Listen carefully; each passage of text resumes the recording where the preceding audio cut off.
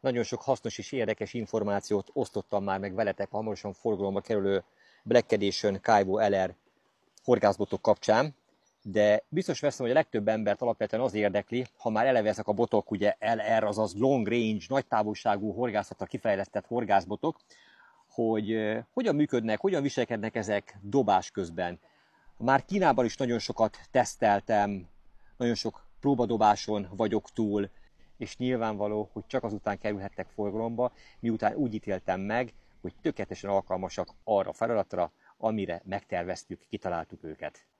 Sok mindent megmutattam már ezekből a horgászbotokból, de egy dolog eddig kimaradt, az pedig nem más, mint a botoknak a gyűrűzése, amely igazán figyelemre méltó, hiszen hiába a legjobb minőségű alapanyag, hiába a legjobb karbon, amiből készülnek, hiába a legjobb karakterisztika, hogyha mondjuk erre némi túlzás olyan buta gyűrűk kerülnének, amelyek nem segítenék a távdobást. Nagyon büszke vagyok arra, hogy találtunk egy olyan exkluzív kivitelű és a célra tökéletesen alkalmas gyűrűsort, amely megjelenésében is igazán kurrens. Ugyanis, hogyha ezt közelebbről megnézitek, megmutatom nektek, akkor látszódik, hogy ilyen nagyon érdekes színváltós a gyűrűnek a belső része. Ahogy forgatom, egyszer zöldnek, később aranysárgának, vagy éppen lilának látom. Annak függvényében, hogy a napfény hogyan vetődik rá, mindig más színt mutat. Nem csak, hogy rendkívül strapabíró, kellően nagy átmérővel rendelkező, hanem tényleg igazán szép és különleges.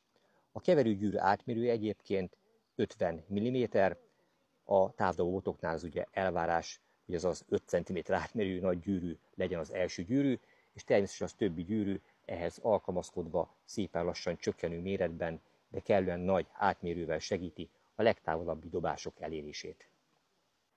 Természetesen a hazai körülmények közepette is próbálják a teszthorgászaink, folyamatosan húzzák, nyúzzák, terhelik a csapattársaink.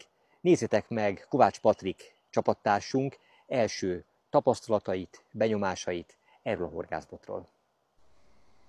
Azon szerencsések egyike vagyok, akik elsők között tesztelhetik hazai környezetben a Black Edition széria egyik legújabb tagját. Egy nem akármilyen távdobó horgászbot van a kezemben, 425-ös hozban, úgyhogy nézzük is meg, hogy milyen távolságra képes, illetve hogyan viselkedik a dobások közben. Főzsinórnak Max Motion Car Gold 0,25 mm-es zsinórt tettem fel az orsom dobjára. Különböző méretű nehezékekkel fogok próbálkozni, 113 g-tól 133 g-ig. Minden esetben felcsorizott horogelőkével, melyen egy 20 mm-es bóli látható. A 150 méteres távot pontosan kimértem, úgyhogy jöhetnek a dobások.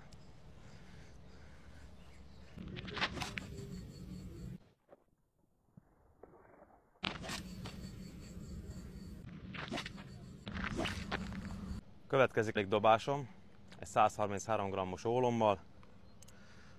Most már kellően megbarátkoztam a bottal is. Lássuk.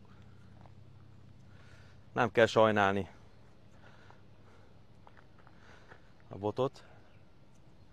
Húzzunk bele egy jót.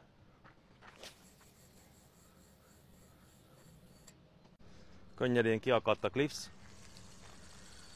150 méteren, úgy gondolom kellő gyakorlással. Még benne van simán egy plusz 10-20 méter. Végeztem a dobásokkal, így elsőre azt tudom mondani, hogy minden várakozásomat felülmúlta a bot. Nagyon szuper, könnyedén dobtam meg vele gyakorlás nélkül a 150 métert, és még van benne bőven. Illetve még egy fontos dolgot szeretnék kiemelni. Nézzétek csak, ehhez nem kell terrautó. A 425-ös hossza ellenére a szállítási mérete csak 114 cm. Úgy gondolom, ez sok horgásztársamnak tetszeni fog.